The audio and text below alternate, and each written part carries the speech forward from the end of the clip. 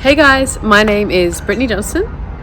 I am from the Gold Coast, Queensland, and I have been modelling and acting for about 15 years now. Hi, my name is Malual. I'm 21 years old and I was born in Brisbane, Queensland. I'm a full-time model, although it would probably be more accurate to say that I'm trying to be a full-time model. Hi, I'm Scarlett Vargas and I am a creative in the fields of freelance marketing and digital content creation.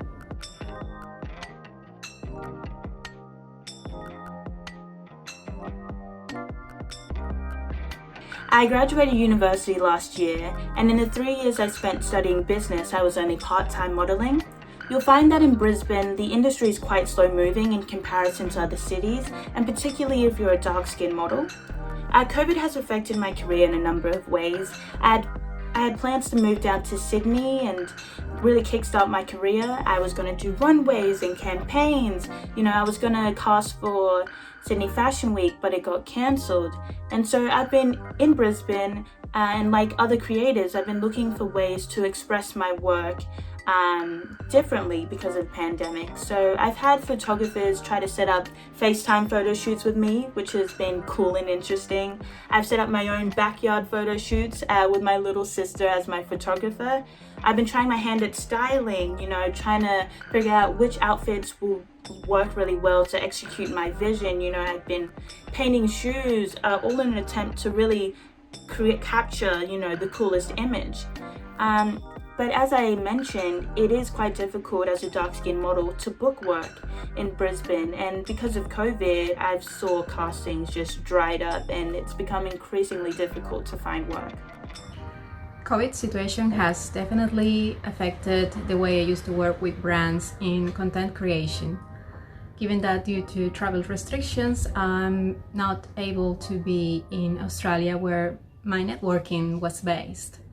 But I'm also a lawyer, so during my time here back home in my country, being stranded, I have started to do a bit of consulting, but also staying connected with brands and communicating about ways in which we can keep working for better and about best alternatives to reach out to people in these times.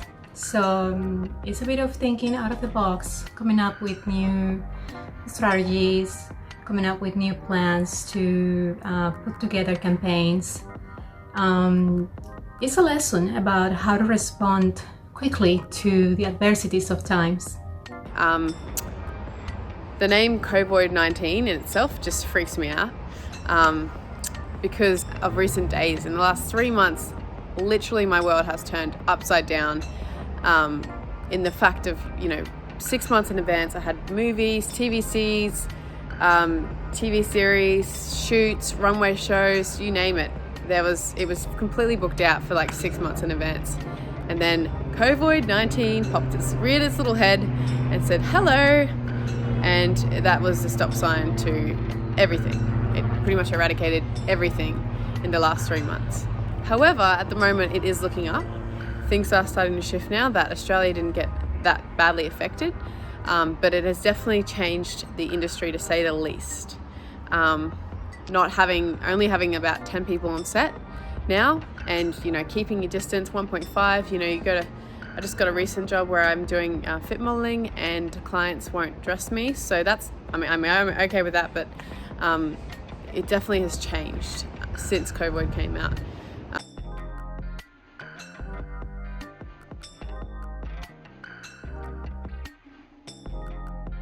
So I'm finding that it's more going digital now. I just think that's where it's heading. I think Fashion Week or fashion shows should definitely go digital if that's the only option this year. For a long time now, and not just due to the current COVID situation, many influential voices within the fashion industry have proposed to step out of the fashion calendar, whether because it is too time-consuming, too demanding, or because it leads to mass production and waste, in addition to not being too profitable for some designers at the end of the day. whereas many up-and-coming brands and emerging designers have proven to do just as fine, embracing the digital interaction with their customers. So with virtuality becoming the new normal, it is the perfect time for us as a consumer to embrace that new reality while supporting new names in fashion. Okay, let's discuss digital fashion events. Boy, am I here for it.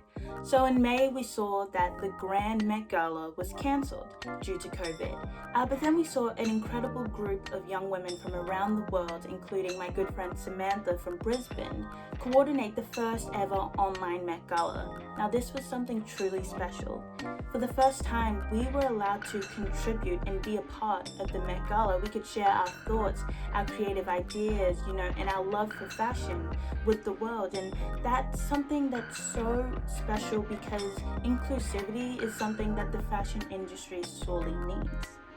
Now, a couple weeks ago, the world was shown the first ever virtual fashion show, and that's thanks to Master Key Virtual Fashion on Instagram and a beautiful Congo designer named Anifa for her Hanifa brand.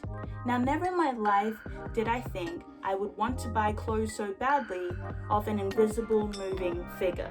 Honestly, the creativity, the innovation that we saw, I was shook. I'm still shook. So in terms of digital fashion events having a place in the industry, it is something I definitely want to see, particularly once the pandemic is over.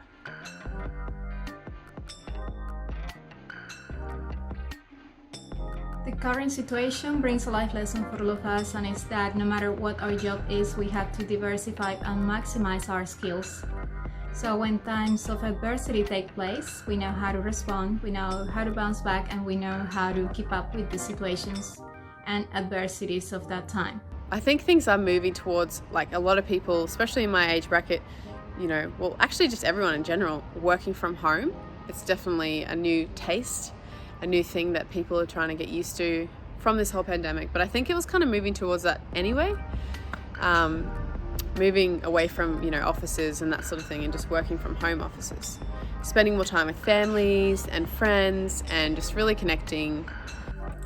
In terms of the future of my job in the industry, it seems like things have changed for the time being because of COVID. But I feel as though once the pandemic is over, that things will return to normal. We can't return to normal. As seen with the Black Lives Matter movement, so many brands, too many brands, are staying silent when we need them to help fight systematic racism. The fashion industry is one notorious for racism and inequality. It is notorious for stealing elements of different cultures and claiming them as their own. This needs to change. Tokenism needs to change. Having one black model is simply not enough. In terms of more changes I want to see in the industry, sustainability.